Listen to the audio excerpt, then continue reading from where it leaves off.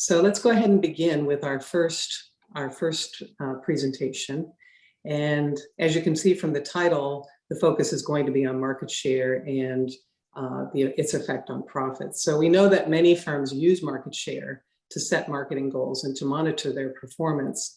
But in fact, the link between market share and profits is not very well understood. So we're joined today by Abhi, Bhattacharya from the University of Alabama and Lopo Rego from Indiana University, who will discuss their Journal of Marketing research and offer managers some results that will help guide why and when they should be more or less advised to be focusing on market share to set their goals and to monitor performance. So welcome, Abhi and Lopo.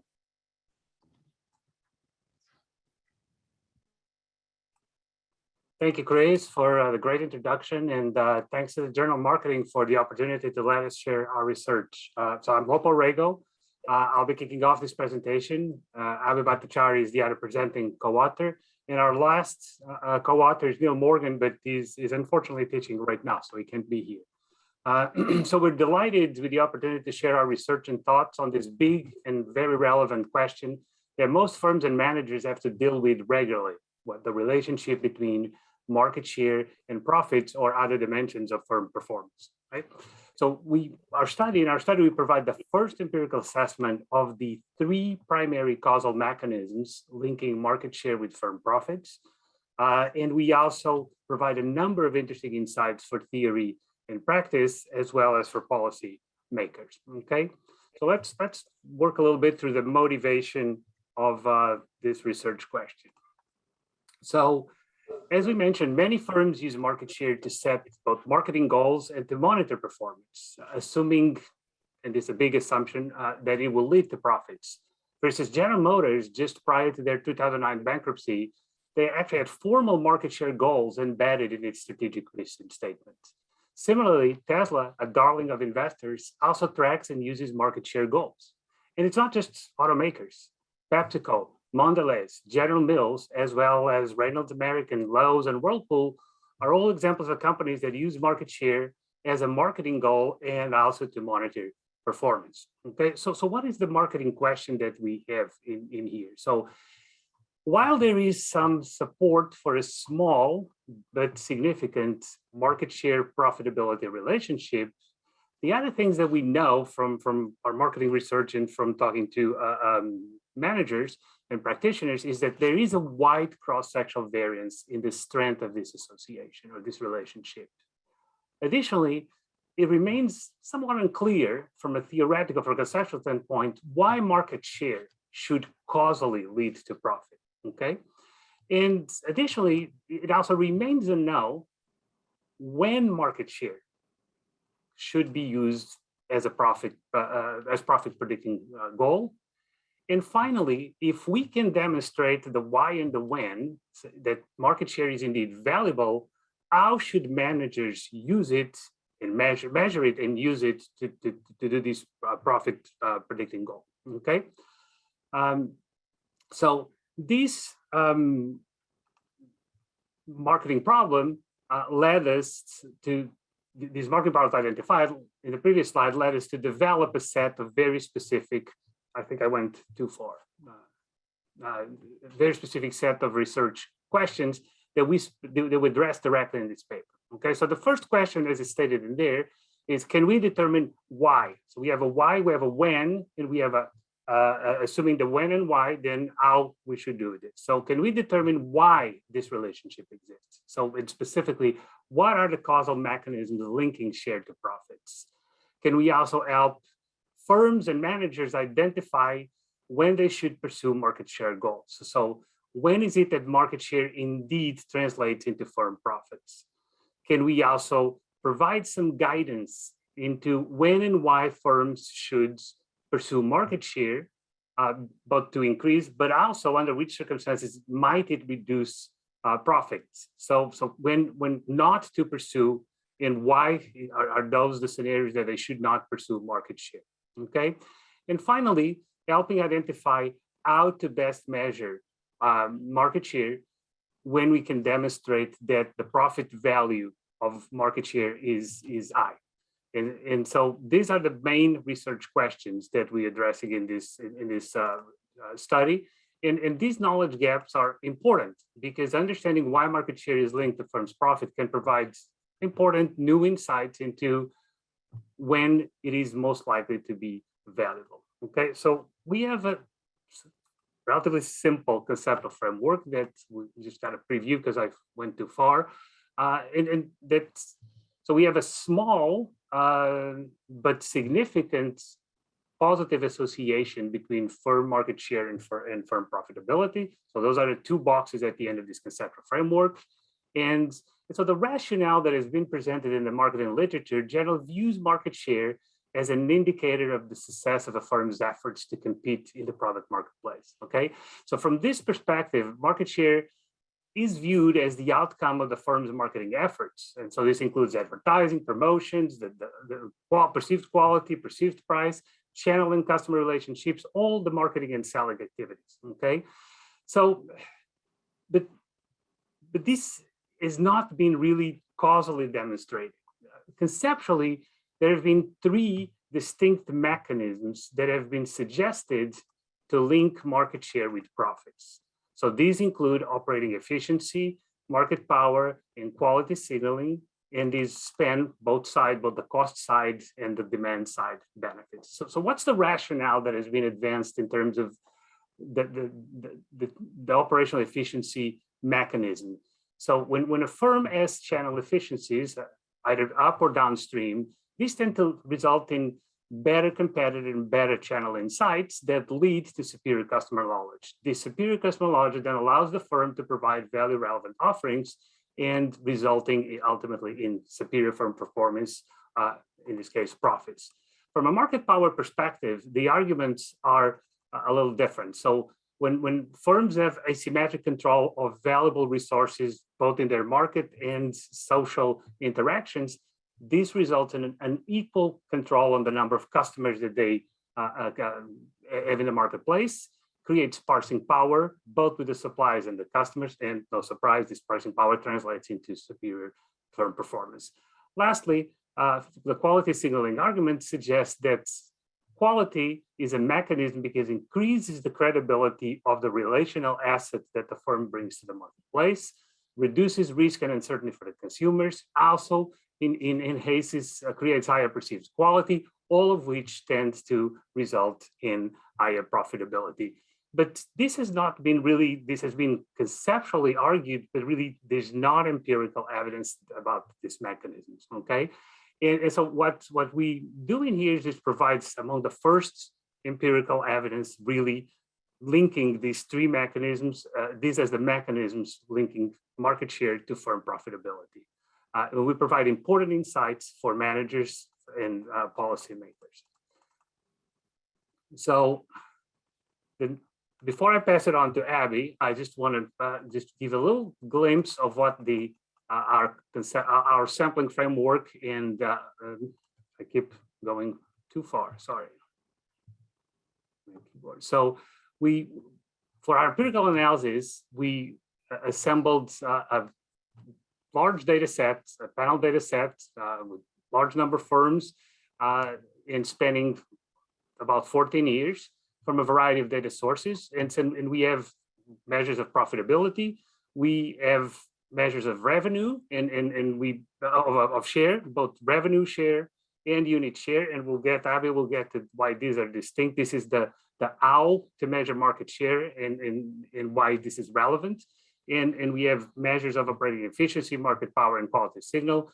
And we control for a variety of additional controls that go into this type of modeling. So it's a very generalizable data set, representative data set, granted that these are public firms, US public firms, and allows us to provide some of the first and strong evidence, empirical evidence, linking these three mechanisms as the causal explanation for the relationship between market share and profits. And with this, I will pass it on to Abhi, who's going to talk a little bit about our primary findings. All right, thank you, Lopo. I think I need the next slide. one slide back. Yeah, it's slipping a bit. But thank you, Lopo, for the wonderful kind of segue into our core findings. So the first finding, which I want to really emphasize, is it's the key. Like the key is causation. It's about market share by itself, giving some increase in future profits. It's not correlations. It's we all know that market share is correlated with profits, so that's not what we're looking at. And it's not like profits driving market share or some unobserved variable like CEO brilliance driving both market share and profits. So it is a causal relation. What we find is that most of the share on profit relationship, and we can kind of substitute profit with like other indicators of performance, it's pretty much the same. What we find is that it's mostly explained by market power. So as manager, you will expect greater pricing power to arise from your greater market share if you have that. Quality signals somewhat. So this is like the second biggest driver from market share to profits. So customers apparently think that firms which have greater market share are probably providing like higher quality goods or services. And the final one is operating efficiency. This is actually a lower, we don't find too much evidence for it. So that's the lowest one out of all three. Can I get the next slide? So this kind of sums up what I was saying before. And as a manager, so one of the key findings here is actually a non-finding with operating efficiency. So this has been kind of part of marketing lore in a way that if you grow and share, you will become more efficient. We don't find that. We don't find that learning efficiency so much, except in particular cases. So on average, it's really through market power and some quality signaling. And yep, so can I get the next slide as well? And yeah, so as with all marketing phenomenon, so these are the three mechanisms, of course, but there's always contingency. So there's always places where market share is more valuable versus less valuable. And we actually, in this paper and in general, I think this is true for like any kind of market share performance relationship, we leverage these mechanism variables to kind of find out conditions where this might kind of go up or down. So the first one is switching costs, which is basically part of the exogenous costs, mostly part of the industry, which prevents people from switching. So let's say you switch from a Mac to PC. There's all these learning costs, but there can be like financial contracts, etc. So these prevent you from going, and market power also allows you that pricing power and kind of prevents switching. So they kind of act synergistically. And so that kind of dials up the power mechanism and really links share to profit higher. Quality uncertainty wise, so in services, there's greater uncertainty. We don't really know the quality until we experience it. And hence the quality signaling of market share just becomes more valuable. And so that's where we see, again, the share to profit kind of dial higher. And finally, for young firms, which was kind of interesting, we see that the learning efficiency, so people like younger firms doing things over and over again, and really talking or kind of selling to a wide variety of customers, that really dials up the efficiency. It's not really so much for older firms. So for young firms, those learning efficiencies actually happen. And the final bit is on the negative element. So there are parts where market share is unrelated to profit, but we actually find three kind of conditions where it's not a good idea to grow in market share. So for unit share, it's unrelated. So unit share, you can do it, but it's not going to get you any more profit. It's not giving you the market power. It's not giving you the pricing power. And it's really, there is a quality signal, but it's very low. So it kind of gets insignificant once everything goes in. And for niche firms, it's actually negative. So if you are kind of targeting a niche, If you grow in share, your quality signal is negative. So it probably means that you're being more accessible and that exclusivity is gone. So it's just more negative. And that was a very interesting finding for me at least. And finally, when share is bought, so you might want to buy off share through like uh, giving price discounts or just buying off some units. So when share is bought, we actually find that it decreases profits, at least in the short term. And why? Well, it's true lower market power. Your pricing power does not really increase. We actually see that it decreases, at least on the short term.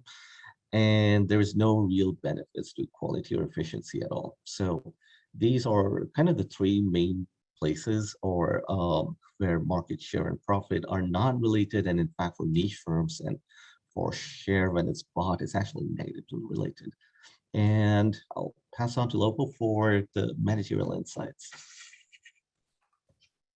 So just to recap what Abhi just mentioned, so what are some of the implications for managers? So we find that these three mechanisms explain the entire relationship between between market share and profitability. We find little evidence for the operating efficient mechanism, but we did find the market power and quality signal are really important mechanisms. So as a manager, one of the most critical things is to figure out how does this apply to me?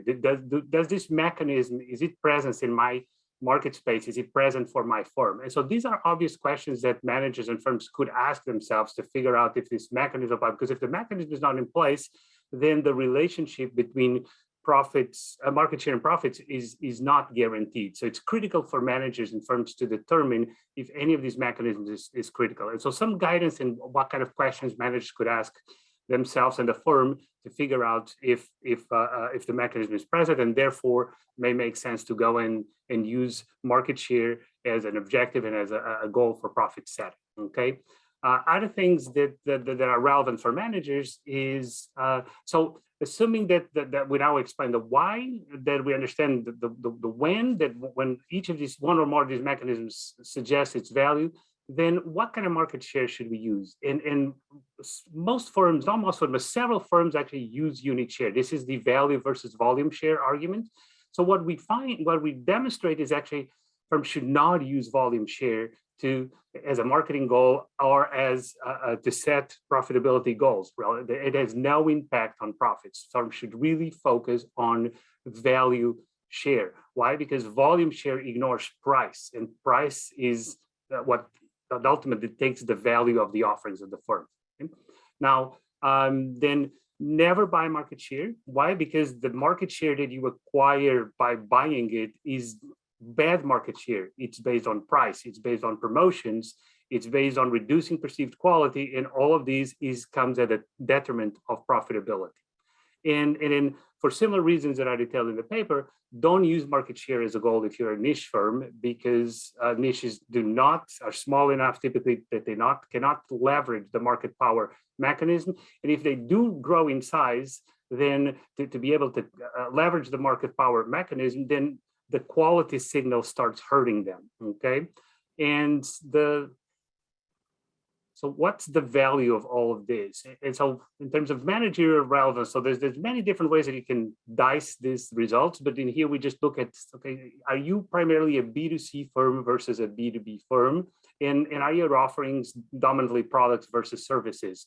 And so looking at this table, we can actually determine exactly what the profit value of a one extra point or unit of market share is. And so if we focus on a firm that is primarily a service dominant firm, that its offers are primarily services that operates in a B2C context, the best measure of market share is a revenue share, not an absolute, but relative to the top three players in the industry. And the dollar equivalent on average for firms operating under these conditions is about one extra point of market share represents almost $6 extra million in profitability for that firm, okay? And then also a few implications for policymakers. So because market power could potentially, when is it that market share actually leads to market power and therefore may result in potential abuse that requires regulation? So first point to note is that market share and market power although related, they are not equivalent. Right? We demonstrate that market power is only one mechanism through which market share is linked to profitability. And so it's important for regulators to understand that. And then we also find that there are conditions that regulators shouldn't be really worried about increased market share translating into the market power, specifically when the market space is high quality uncertainty, or when there are important learning and efficiency benefits to be tapped into. And so as I wrap this up and open up for Q&A, I think the biggest issue that I want to point out here is this notion that we provide empirical evidence of the mechanisms, and we really demonstrate this notion that there's good market share and there's bad market share. Thank you. Thank you, Lopo. Thank you, Abhi. Interesting paper and really great insights. So we do have some time now for Q&A. So if our listeners want to type their questions into the Q&A tab on Zoom, please do that now.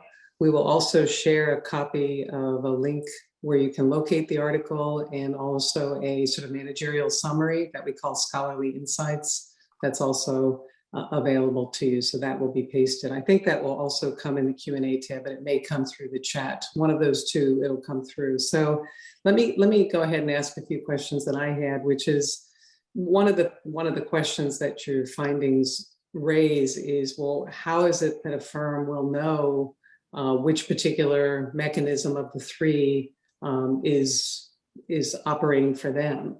What kind of tips can you give them in that regard?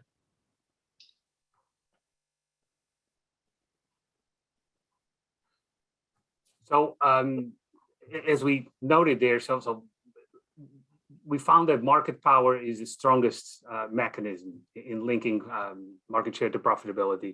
So does the firm have market power? So let's say a very specific example.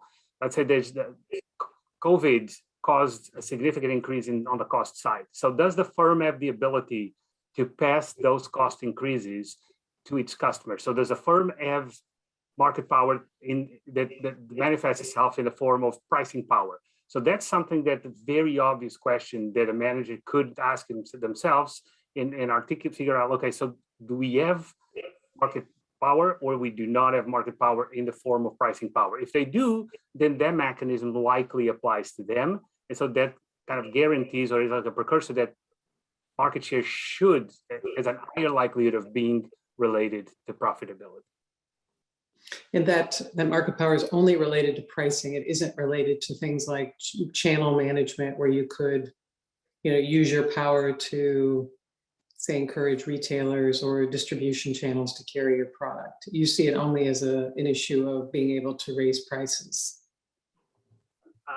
Market power includes all of those, as we detailed. So it's one example, pricing power, but they could have, if they don't have the ability to pass that costs to the customer, then would they have the ability to maybe get more of the pie in their negotiation as they deal with the trade and with the distributors and up and downstream? So that's another demonstration that they might have market power. And if that's the case, then they may be able to, there's a higher likelihood that market share may be related to profitability. Okay, that's super helpful. And you showed the elasticities in one of your slides where you looked at products and services in B2B versus B2C. Do you want to talk any more about those estimations, or why you think they're so different from one another? Because they're actually pretty dramatically different, which surprised me. I'm probably going to defer to Abhi on this one because he was our data guy. Yeah, okay. Can I get back to the slides? So what we did was, it's basically, so we tried out all these different measures of share we had, and we kind of sliced and diced our sample according to those 4 quadrants. And it's basically using the same kind of regression, and we had log models. So we basically could get elasticities directly. And yeah, this is, so we had 4 or 5 different kinds of ways we were measuring share.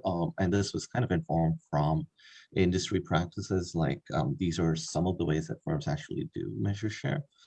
And this is basically what we found. So what kind of share measured to which way gives the best elasticity for a particular kind of bucket, let's say. So that's it's actually a very simple calculation at the end of the day, but it gives some really interesting insights. Why do you think these numbers are so different from one another?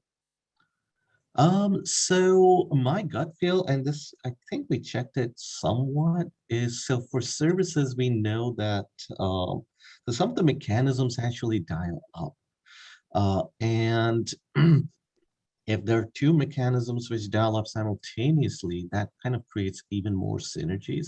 So there's particular, so let's say you are a service company with in a market with high switching costs, and you're also young. So these are, let's say, the 3 moderators we have, and you can be a firm where all these 3 moderators are working for you, and then you get the best out of your market share. So that's when, like, if you want a goal, that is market share. That's really, really good for you. Or conversely, you can be like one firm which is like completely the opposite. And then it's like, you really want to look at market share. So this is, again, with B2B versus B2C and services versus products, we have like dial up and dial down. And when you're in that quadrant, it dials up both ways. It's interesting. And so just maybe finishing on a even a bigger picture strategy note. So what can firms do in terms of thinking about this, in terms of building strategies or capabilities that will help them map share onto profits? What kinds of suggestions do you have that would be useful to them?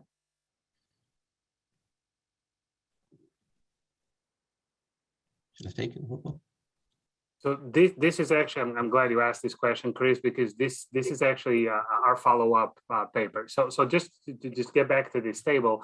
So these are average effects, right? And Abhi correctly answered it like this variance is because we have both the mechanisms, which are mediation, and then we have moderators on top of that, those mediating paths, right? But we can obtain these down to your specific firm. So particularly when you're working with a firm, the data availability is going to be much more frequent. So the firms may have like weekly data, monthly data that is not generally available when we use secondary data. And so it'd be very easy for each individual firm to calibrate the actual profit value of an actual point of market share for them. Okay, but as we move forward, so that's a great question. So we demonstrate that market share, the value of market share is varies widely across a set of conditions and contingencies in terms of profitability. But what about how you build that market share? How do you leverage that market share? Does that have a different value in terms of firm performance, in terms of profitability? And so that's actually our next project where we specifically are using what we're starting. There's some data analysis done, but we're doing data mining and text analytics to calibrate exactly what is the strategic intention, the primary strategic orientation of the firm, and also to calibrate how strong the marketing capabilities of the firm are. And so we're going to use those to try to see how you create market share and how you leverage that market share. Does it have also different value in terms of profitability and maybe out of performance outcomes? Wonderful. Well, thank you, Abhi and Lopo, for the great insights and for the nice article. Appreciate it very much. And listeners, if you're interested in looking at getting a deeper look at the piece, if you look in the Q&A tab, you'll see both the managerial summary and the actual article listed there. So please feel free to look at those. We will have, someone wrote asking about the video for this session. That will be available within a couple of days, the entire video. I think we actually break it up into 2 pieces, one for each of the 2 papers that are presented, but you'll get an opportunity to see the video again if you would like. So again, thank you very much, guys. Thank you.